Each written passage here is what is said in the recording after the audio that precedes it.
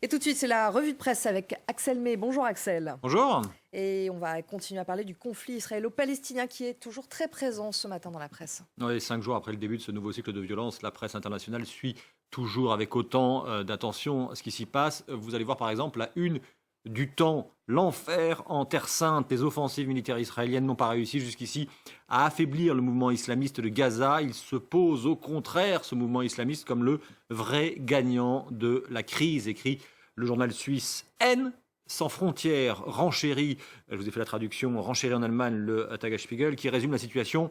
Le Hamas tire des roquettes sur Israël, l'armée de l'air réagit et bombarde des cibles dans la bande de Gaza. Au Moyen-Orient, la violence est donc de retour. Et puis, Israël-Palestine, le grand vertige, là c'est en une de Libération. L'escalade meurtrière se poursuit, tandis que s'installe la crainte d'une guerre civile, souligne le quotidien français. Qu'écrit la presse israélienne ? Plein de bon sens. Haaretz écrit qu'Israël veut gagner à Gaza, mais effacer les réalisations, ce qu'a fait le Hamas, ne sera pas facile. Le Premier ministre Netanyahou sera bientôt contraint de décider entre la poursuite de l'offensive militaire et un cessez-le-feu.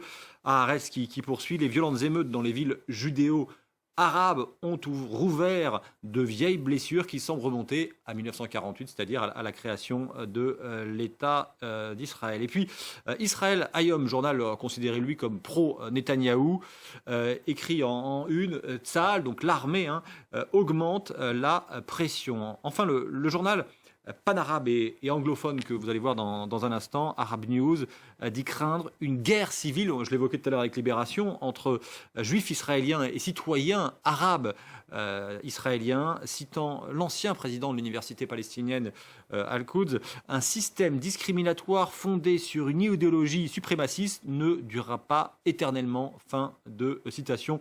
Et on parlera ou reparlera plus en détail aussi des luttes de pouvoir à Gaza entre Hamas et Fatah dans la prochaine revue de presse à 9h.